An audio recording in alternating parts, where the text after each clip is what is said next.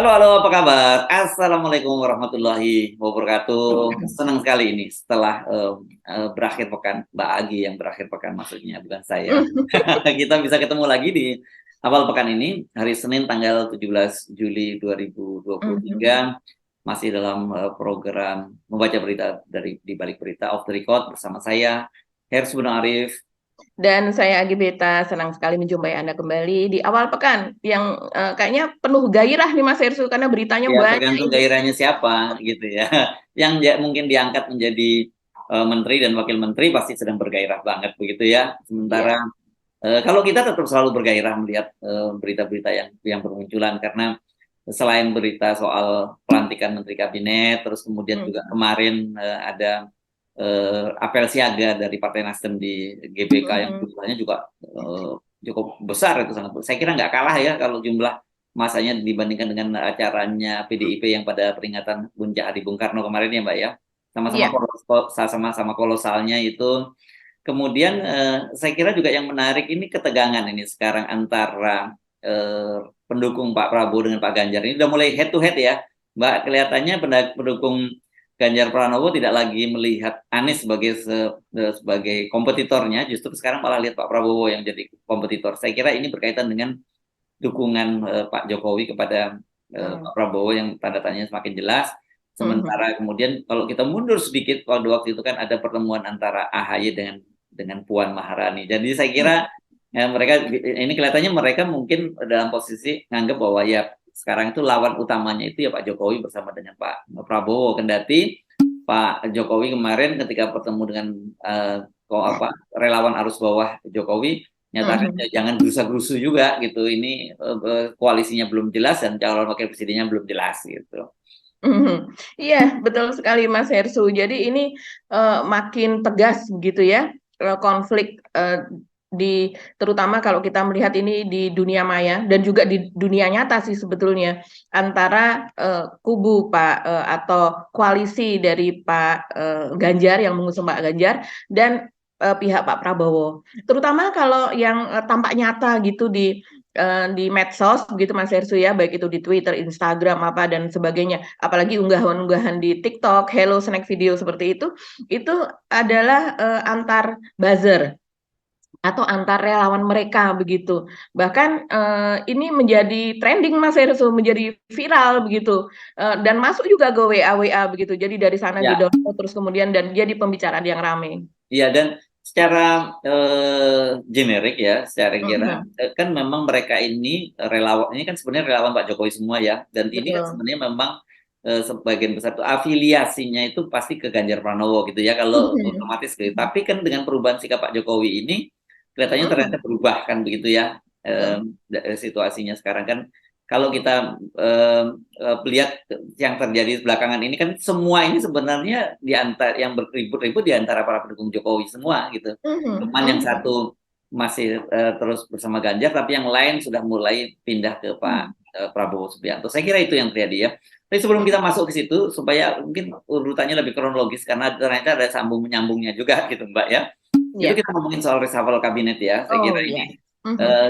karena kalau kita lihat komposisinya yang terjadi reshuffle Mhm. kabinet sekarang ini betul-betul relawan semua ya, relawan Mhm. Pak Jokowi yang Mhm. masuk, dan juga orang seputar Erick Thohir. Itu ya benang merahnya itu semua yang Mhm. terjadi dalam reshuffle kabinet itu. Dan ini juga menunjukkan kan yang diambil apa, menunjukkan hubungan antara Ibu Megawati dan Pak Jokowi itu makin menegang gitu. Kalau kan kita orang membayangkan kalau Pak Jokowi ingin ketegangan dengan Ibu Megawati tidak berlanjut, mungkin posisi Wamen Menkominfo-nya itu Mhm. diberikan kepada salah satu politisi PDIP begitu ya. Itu kan menunjukkan Iya. semacam tanda baik. Dan kalau anak dulu, kalau anak kecil gimana ngasih ya, nggak jotakan lagi ya gitu. Biasanya saling kelingking begini ya kalau nggak jotakan lagi. Nah, tapi ini kerennya Pak Jokowi tidak memberikan itu. Dia justru yang dimasukkan menjadi Menteri Menkominfo itu dipromosikan adalah Projo. Ini loyalis dia yang kemarin sebenarnya udah Mhm. tanda-tanda memberi sinyal bahwa mereka itu akan bergabung dengan Pak Mhm. Prabowo, meskipun kata dia Mhm. ya tapi belum diputuskan, itu masih last minute, tapi kecenderungannya akan pindah ke Pak Prabowo. Itu kan yang menarik Mbak dari komposisi di kabinet itu. Dan kenapa kita sebut itu relawan ya? Satu Budi Ari yang sekarang jadi Menteri Menkominfo, dan jabatan dia Wamendes diberikan pada Profesor Paiman ini ya. Ini juga relawannya Pak Jokowi yang sekarang menjadi rektor di universitas swasta ya, di mana di Mustopo Beragama ya. Kemudian kalau kita sebut kenapa kemudian lingkaran-lingkaran Erik dan juga bisa relawan itu misalnya Nezar Patria ya, yang sekarang status khususnya Erick Thohir itu kan kemudian dijadikan Wamenkominfo gitu. Jangan lupa Nezar Patria ini adalah korban penculikan, Mbak. Penculikan tahun 98 itu tim Mawar, dan karena dia ini adalah Sekjen SMIT, Solidaritas Mahasiswa Indonesia untuk Demokrasi, organ dari PDIP. Ya ini ada kaitannya dengan Pak Prabowo juga sebenarnya.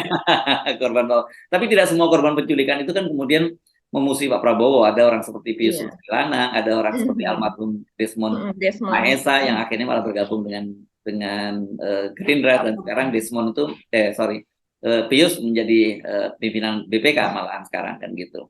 Apalagi siapa lagi yang dijadikan itu? Oh ya, kalau sebut orangnya Erick Thohir misalnya Pahala Mansuri itu yang jadi Wamenlu gitu ya Mbak ya. Kita juga bingung nih kalau kita latar belakang dia ini kan sebenarnya dia banker nih sejak awal kan gitu. Kok dia tiba-tiba jadi Wamenlu, ada apa nih? Apakah mau ada privatisasi di kantor-kantor kedubes di seluruh dunia? Kan kita nggak tahu itu Mbak. Terus ada lagi kedubes dari Amerika, Rosan Roslani. Ini kan Rosan Roslani ini dia relawan dan juga gengnya Erick Thohir kan, karena dia ini pernah menjadi ketua umum HIPMI, terus kemudian Himpunan Pengusaha Muda Indonesia, terus ketua umum Kadin, dan pada waktu Pilpres yang lalu dia menjadi wakil ketua TKN, tim kampanye nasionalnya Jokowi Ma'ruf. Jadi dia adalah wakilnya Erick Thohir gitu Mbak, dan dia ditarik sekarang menempati sebagai wakil menteri BUMN gitu. Iya, jadi ini menarik sekali kalau saya melihat ini kok seperti kalau orang Jawa bilang ini kayak ngece gitu ya, Pak Jokowi. Ya, Pak Jokowi gitu ngeledek gitu ya, kayak ngeledek ke Ibu Mega atau ke PDIP, karena jelas dengan dia mengangkat Budi Aris Setiadi ini sebagai ketua umum Projo yang sebelumnya adalah Wamendes, ini kan gesekan di antara Projo dan khususnya ketua umumnya Ari Budi Setiadi dengan misalnya dengan Hasto katakanlah demikian, atau dengan Said Abdullah, ini kan seringkali ada saling TikTok di dunia maya begitu ya Mas Hersu. Ketika media mewawancarai mereka saling berbalas pantun gitu, saling menjawab begitu, dan ini cukup jawabannya biasanya cukup panas begitu. Dan kemudian juga padahal dari PDIP sendiri kan menilai Projo itu sebagai bukan faktor lah begitu ya sebelumnya, bahwa dia hanya relawan, mereka itu bukan tidak perlu dipedulikan gitu, karena mereka bukan yang akan mengusung capres untuk 2024 gitu. Ternyata sekarang tapi mereka ini para relawan Pak Jokowi yang kalau seandainya secara common sense sih sebenarnya kalau kita melihat, untuk apa ya Pak Jokowi masih memelihara relawan, toh dia sudah menjadi presiden dan kemudian juga sudah periode kedua, sudah akan selesai juga masa jabatannya, tapi ternyata ya untuk inilah gitu, relawan ini ternyata masih tetap eksis gitu.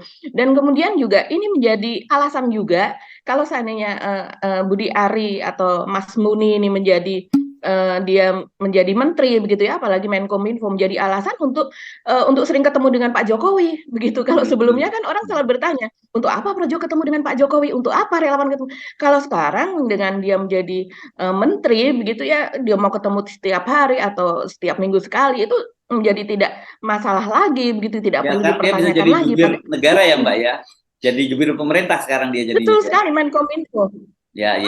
Menkominfo adalah Pak Jokowi sebagai presiden memiliki jubir sendiri, katakanlah demikian ya, dari KSP bisa, dari Mensesnek bisa, tapi ini adalah jubir negara begitu, kementerian loh ini.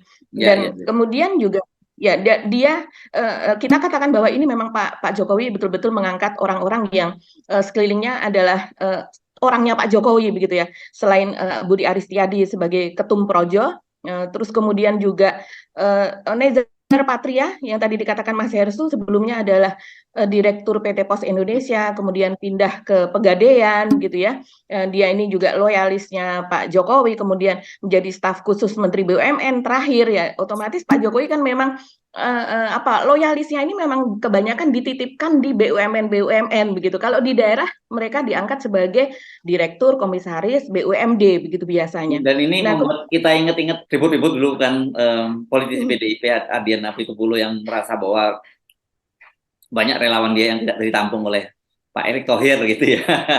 ya. Dan ini ada kaitannya semua di situ saya kira. Iya ya. Terus kemudian ya kalau seandainya kita lebih jauh, misalnya Pak eh, Pak Pak Wamendes begitu ya, Profesor Profesor Paiman Paiman. Raharjo. Oh, ini Ya. tidak main. Profesor Paiman ini dari Klaten gitu ya. Dia adalah ketua umum relawan sedulur Jokowi gitu. Jadi Hmm. sedulur Jokowi ini ininya untuk di daerah Yogyakarta, Jawa Tengah ini kuat nih Mas Hersu. Di Dan kemudian pedesaan dia lah ya diangkat terutama sebagai ya. iya, betul di pedesaan ya.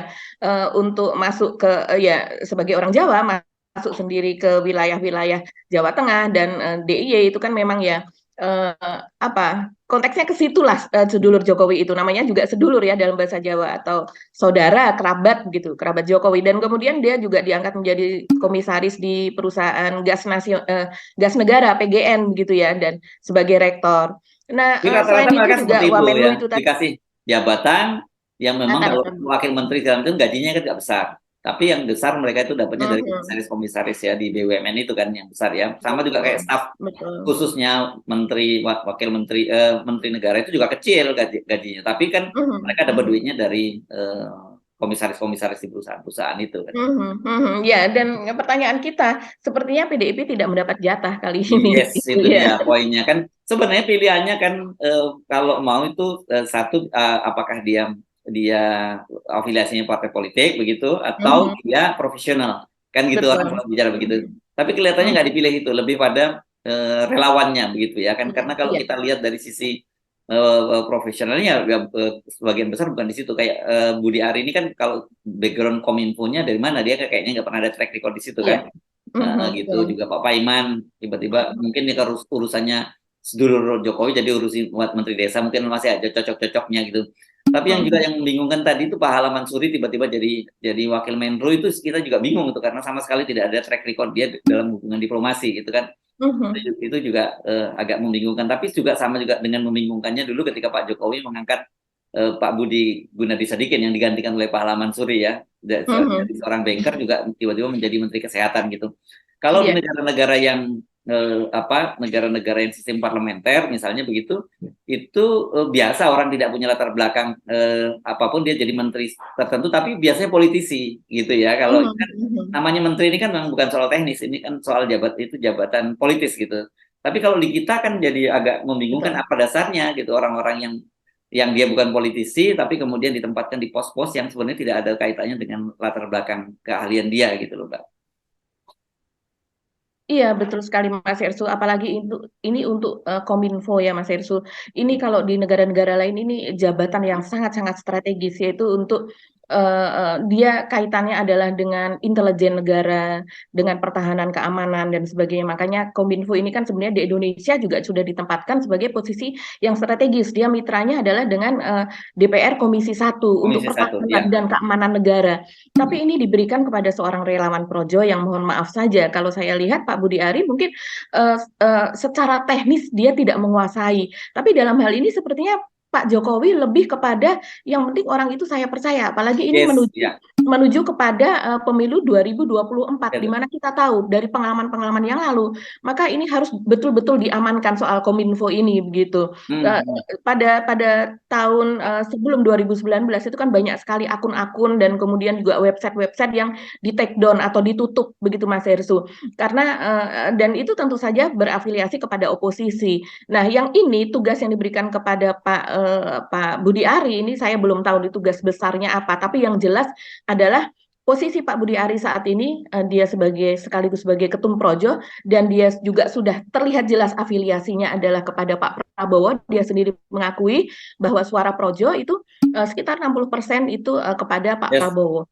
Walaupun di dalam projonya memang kan terbelah menjadi dua ya Mas Heru. Ada satu lagi Gani Gani Nunawe atau siapa ya anaknya Pak Nunawe Gani siapa namanya? Nuawea ya.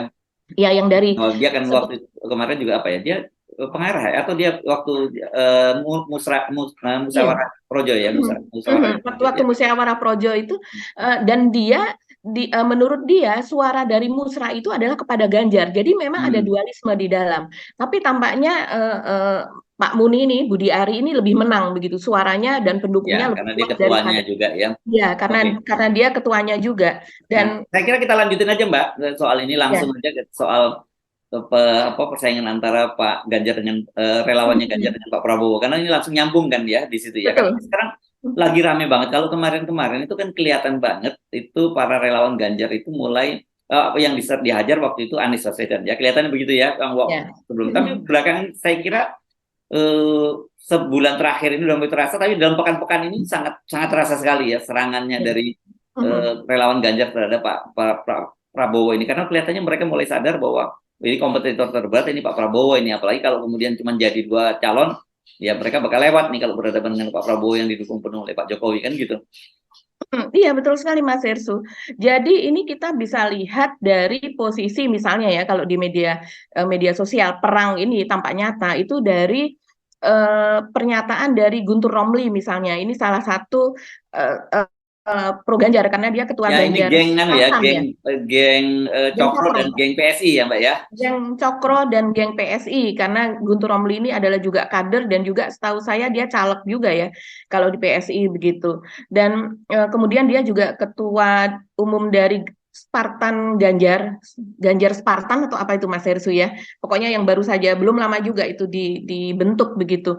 Dan kemudian dia menyoroti soal Budi Ari ini posisi dari Projo yang menurut dia mungkin bohong begitu ya Mas Heru. Jadi tidak terang-terangan gitu bahwa dia itu tidak terang-terangan mendukung Prabowo begitu. Dan ini kaitannya adalah juga dengan tuduhan yang sekarang sedang ramai. Tuduhan dari Alifur Rahman. Alifur Rahman ini adalah juga loyalis Pak Jokowi. Kalau seandainya kita melihat ke belakang begitu ya, kita ingat Alifur Rahman ini adalah pendiri dari Siwert gitu. Siwert ini adalah sebuah website gitu. Ini bukan media ya, dia bukan media dalam arti jurnalis atau press begitu ya yang misalnya kalau misalnya seperti kita ada di bawah PWI atau kita juga berafiliasi kepada Dewan Pers dan sebagainya. Kalau ini adalah hanya semacam website yang kemudian blog umum begitu Mas Hersu, siapapun bisa menulis dan kemudian mengirimkan ke sana. Dan kita tahu bahwa si Alifur Rahman ini yang menjadi pendirinya adalah tadinya adalah penulis di Kompasiana begitu ya. Kompasiana ini adalah semacam blog umum juga, platform seperti itu yang disediakan oleh Kompas yaitu untuk mewadahi para penulis-penulis yang mereka bukan wartawan, bukan jurnalis, tapi memiliki hobi menulis, bisa menuliskan apa saja dan dikirimkan kepada Kompasiana gitu dan dimuat di sana. Tapi untuk pertanggungjawaban isinya tidak menjadi tanggung jawab dari Kompas sebagai penyedia kan terafiliasinya kepada Kompas dan kemudian Alifur Rahman ini adalah salah satu anggota rombongan yang ketika awal-awal Pak Jokowi mengundang para penulis, buzzer, influencer ke istana. Mas itu masih ingat ya, dulu ada makan siang bersama Pak Jokowi ke Salah satu istana. yang diundang ini ya. Ini salah satu yang Ya, diundang. seingat saya ini memang dia satu daerah dengan Guntur Romli itu. Bahkan jangan-jangan satu pesantren kalau tidak salah ini dari Madura ini sama-sama Madura ini. Betul, betul. Ini dari Madura. Alif Rahman ini dari Madura begitu. Dan kemudian ya dia keywordnya ini cukup berkembang gitu ya sesudah dia makan siang dengan Pak Jokowi. Kemudian dia membentuk website sendiri dan kemudian itu cukup mempengaruhi pada peperangan di dunia massa begitulah. Nah, ini dia kemudian membuat narasi bahwa menuduh bahwa elit-elit Projo ini sudah menerima 40 miliar uang dari Prabowo begitu dari kubu Pak Prabowo untuk mendukung mereka untuk mendukung Pak Prabowo. Nah, tentu saja ini dibantah begitu kan Mas dibantah begitu Mas Hersu oleh Budi Ari oleh Ketum Projo dan katanya ini akan dilaporkan. Kita masih belum tahu. Tapi yang jelas ini baik dari Alifur Rahman. Alifur Rahman ini sebenarnya bukan geng Cokro, ini geng yang tersendiri begitu ya. Dan kemudian, tapi dalam hal ini mereka kemudian menjadi satu. Dari geng Cokro ini salah satunya ya diwakili oleh Guntur Romli itu, dan kemudian dia menyatakan betul-betul kecewa kepada Projo begitu dan menuduh ini sebagai sebuah kebohongan besar yang seharusnya tidak dilakukan begitu. Dan tampaknya ini memang antara Ganjar dengan Prabowo sekarang untuk relawannya sudah betul-betul saling berhadapan satu sama lain, dan mereka saling membuka aib, entah aib itu apakah betul-betul ada, apakah betul-betul terjadi seperti itu, seperti yang mereka tuduhkan atau tidak, kita masih belum tahu. Tapi sepertinya saling lempar tuduhan ini sudah sekarang sudah makin sering terjadi gitu, Mas Erzo. Dan salah satunya kan kemarin, misalnya tiba-tiba muncul ini semacam Mhm. flash mob gitu ya, anak-anak muda yang pakai kaos tulisan bertuliskan anak baik itu tidak akan pilih penculik. Nah ini kan jelas ini yang dimaksudkan adalah Pak Prabowo ya, Betul. dan kalau itu memang jadi apa ya, itu jadi fakta hukum karena itu kan sempat disidangkan ya kasus itu ya Mhm. Pak Prabowo, dan Mhm. kemudian Pak Prabowo Betul. dipecat dari Mhm. TNI gitu, meskipun belum Mhm. memotong dokumennya, tapi Mhm. Pak Prabowo tidak dipecat dan tidak terbukti soal itu gitu. Mhm. Tapi Mhm. itu di TNI ya dinyatakan terbukti, dan kemudian juga kemarin ketika Pak Jokowi mengumumkan soal pelanggaran hak asasi berat di masa lalu itu juga masuk di dalam kasus itu. Dan Mhm. makanya tadi kita singgung ada Mhm. Nizar Patria yang sekarang menjadi Wamenkominfo, itu juga itu adalah salah satu korban penculikan pada tahun 98 gitu, yang waktu itu disebut sebagai tim mawar ya melakukan itu ya Mbak ya. Mhm. Mhm. Terus Mhm. apalagi yang banyak sekali juga soal pembelian ini ya Mbak, pembelian pesawat bekas itu juga sekarang lagi digoreng habis ya, dan kelihatannya ini yang goreng bukan kubunya Anies tapi kubunya Ganjar ya. Iya, jadi sekarang justru peperangan itu beralih, Mas Hersu. Jadi saling silang pendapat itu beralih. Tadinya ini yang diuyak-uyak gitu ya, yang dibully adalah Anies begitu kan. Jadi dari buzzer atau dari relawannya Ganjar ini kan lebih banyak yang disorot adalah Anies. Jadi apalagi kemarin soal JIS, terus kemudian soal misalnya soal banjir begitu, terus soal apa dan sebagainya. Walaupun eh, ketika banjir sekarang yang terjadi kan sudah tidak lagi di masa Anies, tapi tetap saja semua yang terjadi sekarang itu dikaitkan tetap dengan Anies, kinerja dari Anies gitu. Tapi sekarang memang sudah berubah ini petanya begitu, karena mereka merasa, kalau saya melihat sih ya, ini memang berkaitan dengan apa yang dilakukan secara masif oleh relawan Pak Prabowo. Jadi kalau saya perhatikan relawan Pak Prabowo, apalagi itu sekarang dikomandani oleh Fauzi Badila, yaitu salah seorang aktor gitu ya yang cukup tenar begitu. Dan rupanya dia ini masih tetap ada di Gerindra, karena ada juga kan yang misalnya Sang Alang begitu ya, yang ini pencipta lagu, ketika itu dia kan juga menjadi pengurus di Gerindra. Sekarang malah dia lompat, dia udah masuk ke Demokrat begitu. Tapi kalau Fauzi Badila ini menjadi salah satu rupanya andalan dari Gerindra saat ini, dan saya lihat dia betul-betul misalnya menemui apa Bara JP ketika itu kan, barisan relawan Jokowi for Presiden misalnya, itu dia langsung Ketemu menemui terus. Projo dulu Mbak, ketemu Projo Ya, dulu. sebelumnya ketemu Projo, Hmm. terakhir ketemu Bara.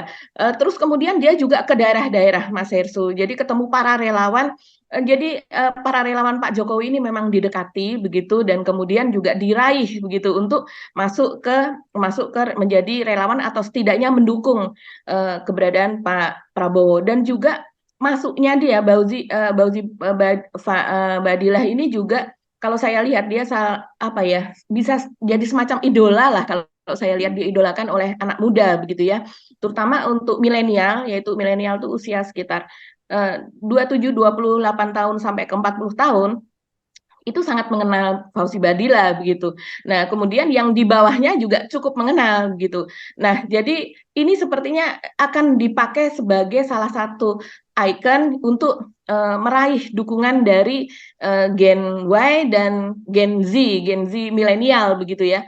Nah, ini masif banget Mas Ersu, dan saya lihat memang lebih dukungan anak-anak muda ini, kalau saya lihat narasinya di medsos itu lebih kepada, kalau dibandingkan dua ya, kita tidak, faktor Anies ini kita singkirkan. Kalau antara Ganjar dengan Prabowo, memang lebih berat kepada Prabowo. Dan mungkin ini berdasarkan survei-survei mereka sendiri. Mereka kan punya Ya, lembaga survei sendiri. dan Dan meskipun juga kemudian tim Ganjar membuat dekonstruksi gitu ya, kalau kita lihat di iya, TikTok misalnya, pilih siapa yang yang umur 50-an atau 70 tahunan begitu, itu kan menunjukkan Betul. sekarang benar-benar dibuat head to head antara Ganjar dengan Pak Prabowo, betul-betul sekarang Betul, ini ukurannya. sangat-sangat. Bahkan yang terakhir itu Mas Hersу, ini harus ada klarifikasi dari Indonesia Corruption Watch gitu. Indonesia Corruption Watch atau kita kenal sebagai ICW itu harus membantah sebuah poster itu yang viral banget memang Hmm, posternya. hmm, Ya hmm. ini berkaitan dengan Pak Ganjar begitu yang ada sebuah sekolah yang melakukan pungutan kan.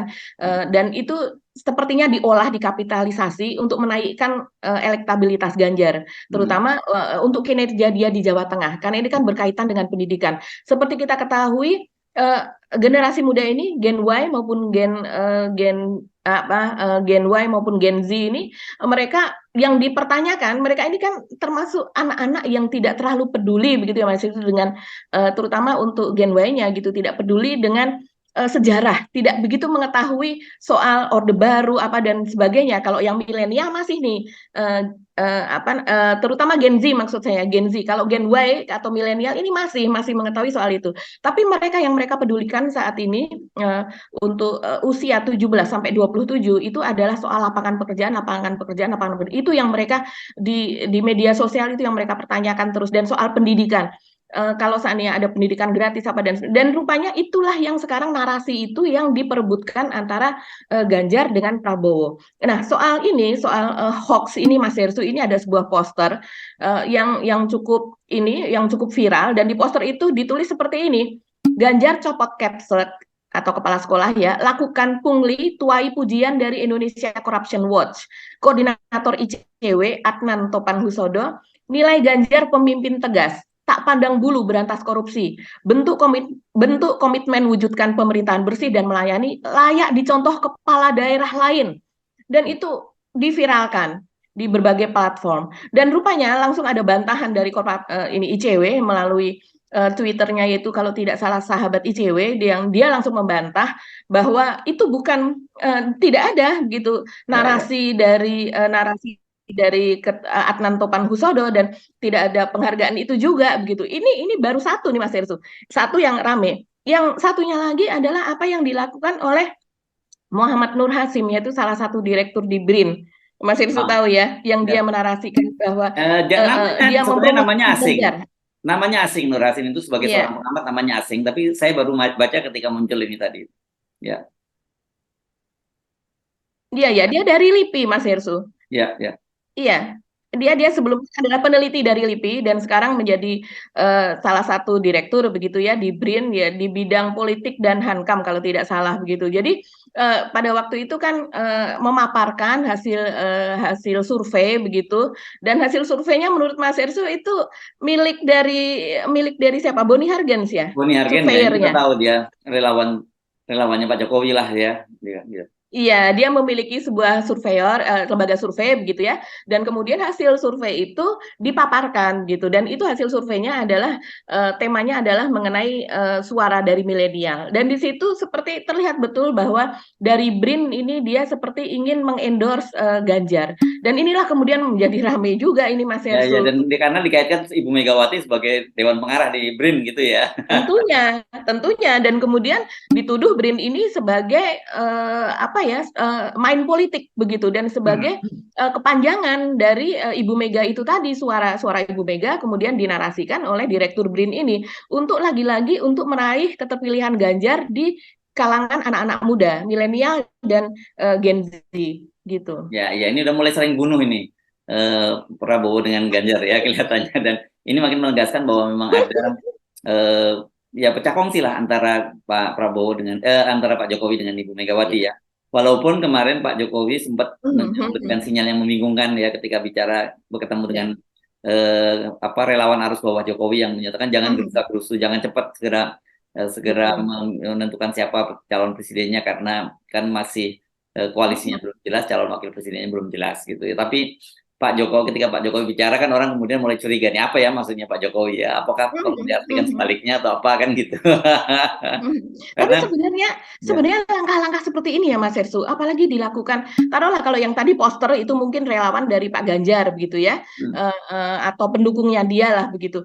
Tapi kalau yang kemudian dilakukan oleh BRIN ini ya, betul-betul memalukan dan kemudian malah menjadi backfire. Saya bacakan sedikit saja di Mas Hersu ini apa yang dikatakan oleh netizen menanggapi apa yang dilakukan oleh Pak Nur Hasim itu. Netizen antara lain misalnya ini mengatakan seperti ini, oh ini salah satu tujuan dibentuk BRIN. Makanya Ketum PDIP Megawati jadi Ketua Dewan Pengarah. Segala sumber daya yang ada dimanfaatkan buat upgrade elektabilitas Ganjar. Brutal bener dah gitu. Yang lain lagi ada yang BRIN hanya dijadikan alat politik si merah. Ini apa ya? Ini nonjok banget loh Mas Ersu. Kalau BRIN menjadi institusi politik, mending bubar aja. Hadirnya terkesan malah kayak jadi pemborosan anggaran negara. Ini ya, menjadi backfire, menjadi malah yes. citra Ya. buruk untuk BRIN. Ini terlalu hard selling ini brandnya untuk Ganjar ya. Jadi kesannya jadi kalau mau itu endorsement itu jangan terlalu hard selling begitu ya, karena Betul, apalagi ini betul. lembaga pemerintah beda dengan pengamat-pengamat yang independen yang tidak apa Hmm. menjadi ASN di BRIN gitu ya, orang bebas nih kalau direktur di BRIN ngomong begitu kan orang kemudian juga oh ini mau cari muka ke ketua dewan pengarah atau apa atau jangan-jangan malah order kan orang bisa curiga begitu jadinya kan gitu ya. Iya, harusnya Boni Hargen sendiri yang pemilik lembaga surveinya Yes, misalnya atau sebagai orang di balik dari apa hasil survei itu yang mengatakan itu orang menerima saja begitu kan. yes, oke. Dia memang tim sesnya nggak ada masalah. Oke, mari kita kita tinggalkan sekarang. Kan dari tadi Hmm. kan Anda minta Anies disingkirkan dulu sebentar karena antara permusuhan antara Ganjar dengan Prabowo. Tapi sekarang kita omongin soal eh, Hmm. Anies ya. Kemarin kan itu cukup ramai. Orang kan banyak kaget ketika Anies Baswedan kemarin ketika menyampaikan orasinya ternyata itu ya hampir separuh dari durasi pidatonya itu untuk doa gitu Mbak. Ya, Betul. saya menghitung itu total durasi pidato dia itu seingat saya 22 menit 45 detik begitu ya 22 menit 45 detik itu sekitar 10 menitan lebih itu digunakan untuk menyampaikan doanya. Ya Betul. menarik. Iya, dan judul dari podcastnya Mas Hersu seru juga itu. Jadi Ya, ya, ya, ya. Anies kalau kalau yang kita berkaitan dengan tadi ya, Pak Prabowo dengan koalisinya ini kan memiliki sumber daya yang luar biasa sekarang. Secara Yes, Pak yes, yes. Prabowo menjadi Menteri Pertahanan. Dia kabarnya kalau seandainya ada tuduhan soal 40 miliar dan sebagainya dan kemudian juga ada sebetulnya ada penjelasan loh Mas Hersu itu dari Repdam gitu ya, dari Beator Suryadi begitu salah seorang aktivis dia mengatakan 40 miliar itu mungkin hanya cukup untuk di Jakarta saja kalau untuk relawan Ya pembiayaan kecil itu itu kecil. kecil segitu begitu. Jadi sebetulnya dengan sistem kita demokrasi yang kapitalis saat ini itu dibutuhkan yang Ya. jauh lebih besar. Oke, oke, Nah, tapi balik lagi Mbak. ya Balik ya lagi ini nanti oke, saya nih, kita ngomongin ingin Aniesnya dulu. ya menceritakan itu bahwa kalau Anies ini memang sulit untuk dituduh seperti itu karena memang dia sumber dayanya tidak ada begitu ya hampir hampir hampir tidak ada begitu ya kecuali orang-orang di sekelilingnya. Nah sekarang masuk ke ini makanya saya ketawa gitu ya dengan judul dari podcast Mas Hersu dengan Anies meminta tolong begitu ya mengadu kepada Allah Subhanahu Wa Taala begitu kan ya. Ah, ah, ah. Memang itu salah satu yang bisa dilakukan oleh Anies gitu.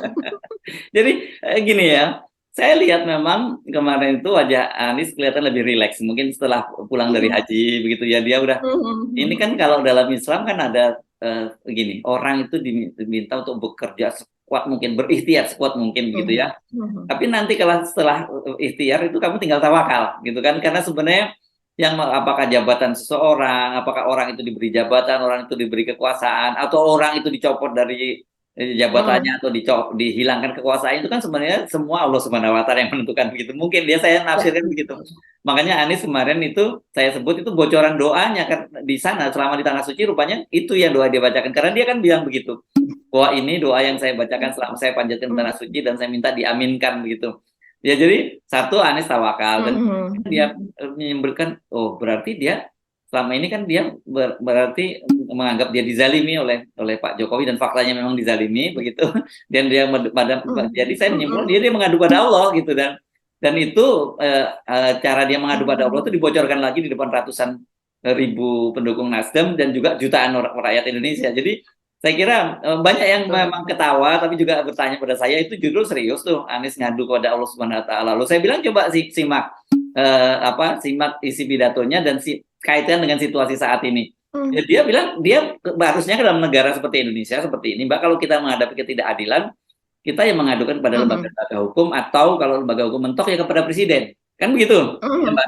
Tapi Ya, sekarang yang jadi betul. masalah kan presidennya sendiri ya yang jadi masalah. Jadi kalau lebih baik Anies kalau begitu ngadu aja adukan aja Pak Jokowi ke Allah Subhanahu wa taala, kan begitu. Itu yang saya ngambil judul seperti itu, Mbak Aki. Iya, iya, Mas Esu betul sekali karena memang hampir di tiap paragraf itu kan Hmm. kemudian ditranskrip tuh pidato Anies oleh media-media. Hmm. Dan kalau saya perhatikan hampir di tiap dia mengemukakan sebuah pokok kalimat atau ide, itu di atasnya ya Gusti yang paling Hmm. apa kayak Iya, gitu iya, ya, iya. dalam bahasa Jawa. Terus kemudian juga Tuhan yang Maha Perkasa, Tuhan yang Maha Kuasa. Hmm. Diawali dengan itu baru kemudian mengadu. Iya, iya. Diawali dengan nama Allah gitu kemudian mengadu di bawahnya. Hmm. Ya memang dia meminta Iya, iya. pertolongan. Ya, saya lupa kalimat persisnya, tapi dia mengingatkan bahwa biar biar sibuk antara orang zalim itu sesama orang zalim Benar. itu. Ada kalimatnya seperti itu. Saya lupa persisnya, tapi kira-kira begitulah dia. Itu kan doa doa kita Sholawat ketika kita asigil. ketika kita di selawat apa Mbak? Asgil ya. Asigil, ya. Ya, selawat asgil itu kalau kita dizalimi itu kan kita ya sudah, kalau kita udah berusaha tapi terus macam-macam dizalimi, ya kita lebih baik mengadu kepada Allah. Dan biasanya doa orang yang dizalimi itu kan dijanjikan oleh Allah, dinyatakan nggak ada hijabnya, itu langsung dikabulkan gitu. Betul. Iya, ya, betul sekali. Jadi kalau kita masih ingat ini buat teman-teman off the record yang mungkin tidak memahami ini di dalam Islam begitu ya. Jadi kalau sholawat asigil atau seperti yang dikatakan Anies, agar kalau seandainya kita betul-betul sudah tidak berdaya, jadi mengadu agar mereka yang zolim, karena yang zolim banyak begitu ya. Jadi agar mereka yang zolim itu sibuk dengan sesama yang zolim sendiri Yes. begitu. Jadi kita mungkin kalau dalam bahasa ini apa namanya musuh dari musuh kita itu adalah teman kita gitu ya. Tapi tidak persis seperti itu. Jadi agar mereka ini saling bermusuhan sendiri begitu. Nah, ini kita bisa lihat sebetulnya Mas Hersu yang sesuatu yang besar itu pada kasus terbunuhnya Brigadir Yosua, yang ketika itu akhirnya mereka yang zolim, yaitu dengan cara tragedi Yosua itu akhirnya kemudian terbongkarlah apa namanya geng-geng di dalam Polri, terus kemudian ada satgas yang kemudian dibubarkan, kemudian siapa pada terungkap begitu Mas Hersu kebusukan mereka. Nah itulah yang dinamakan dengan mereka disibukkan, mereka yang zolim akhirnya kalau seharusnya mereka sehari-hari misalnya mereka memiliki apa namanya kesibukan untuk menzolimi rakyat begitu kan.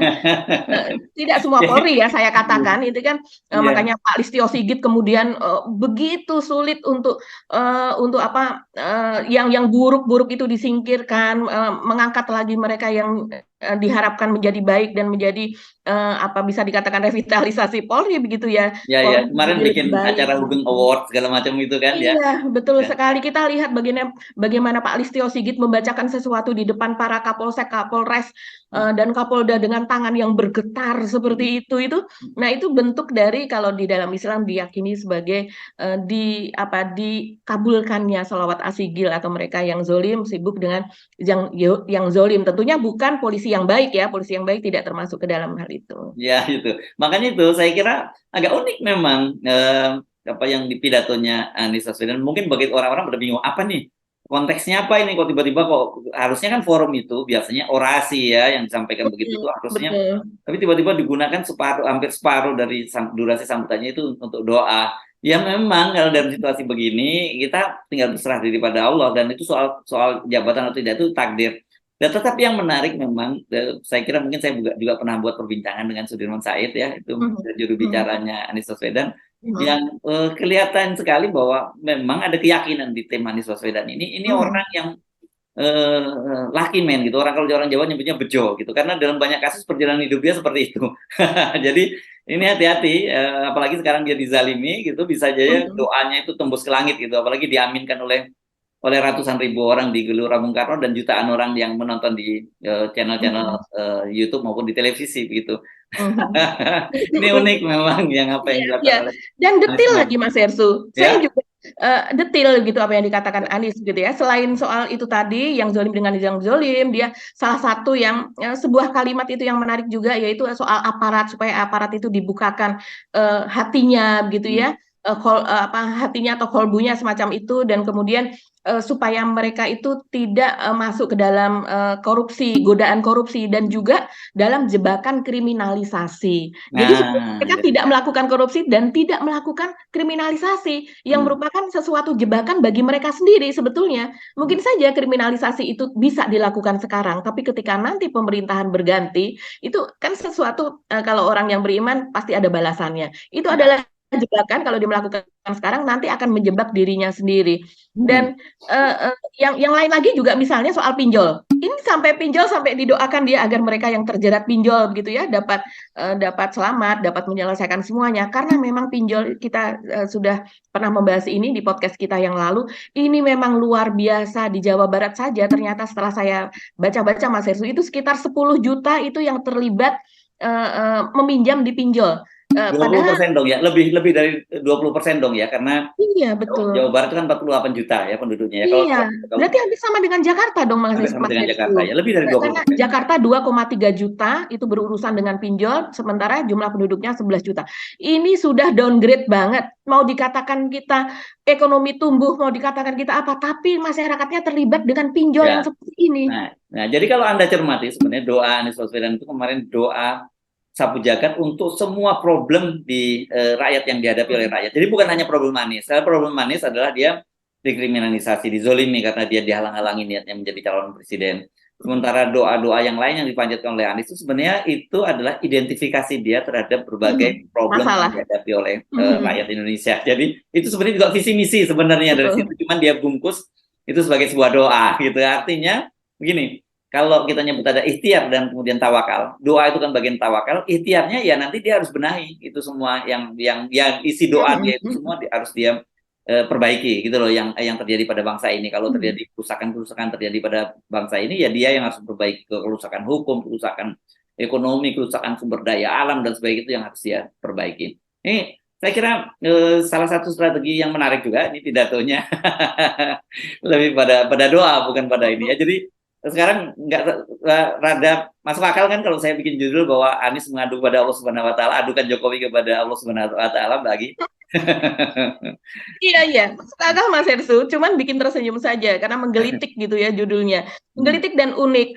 Dan apa namanya? Kalau kita melihat ini kan memang strategi Anies juga ya Mas Hersu, tidak mungkin dia kalau setiap apa poin-poin yang dia katakan, kalau dia mengatakan sesuatu kan harus ada alasannya. Kalau itu berupa pidato, dia harus mengemukakan alasannya. Tapi kalau berupa doa, ya dia cukup berdoa saja biar orang yang memikirkan berdoa seperti itu. Ada alasannya. Selain itu juga lebih aman untuk Nasdem yang saat ini sampai saat ini memang masih masih ada di pemerintahan juga, masih ada di kabinet Yes, walaupun dia sudah berada di luar posisinya. yes, Jadi dan ini posisi sebenarnya iya, Surya Paloh juga kemarin relatif cukup tegas lah yang begitu itu yang iya, dia betul. ya dalam soal ini bahwa ya dia tidak akan mundur lah gitu ya. Jadi apapun meskipun kalimatnya dibuat lebih halus tapi sebenarnya potensinya apapun yang dia sudah siap menerima segala risikonya. Begitu ya, Mbak Gia. Iya, iya. Kalau Surya Paloh ini saya melihat itu nancep ya Mas Hersu, karena dia tutup dengan kalimat seperti misalnya kita sayang kepada bangsa ini, kita sayang kepada pemimpin yang ada di negeri ini. Dalam arti pemimpin adalah Pak Jokowi tentunya dan jajarannya. Kita punya komitmen keberhasilan untuk pemimpin yang kita dukung. Jadi ada komitmen dan yang diusung sebagai presiden dia menyebut dia punya komitmen keberhasilan untuk pemimpin yang menjadi presiden, tapi bisa saja niat baik akan disalahartikan. Kata Pak Surya Paloh kan seperti itu. Akan penuh kesalahpahaman dan kesalahpengertian dan kita terima itu. Jadi Ya, ini seiring sepertinya ya, kepasrahan juga yang seperti yes, ditunjukkan oleh oke. Jadi Anies. fight tapi kemudian pasrah. Oke, baik kita mesti kalau kita pasrah pada waktu, jadi kita mesti mengakhiri perbincangan kita ya kali ini ya Mbak Agi ya. Banyak hal lain tapi saya kira nanti kita bahas di channel-channel yang lain atau kita bahas pada kesempatan yang lain gitu ya Mbak Agi ya. Oke. Oke, mari kita akhiri perbincangan kita kali ini. Saya Hersubun Arif.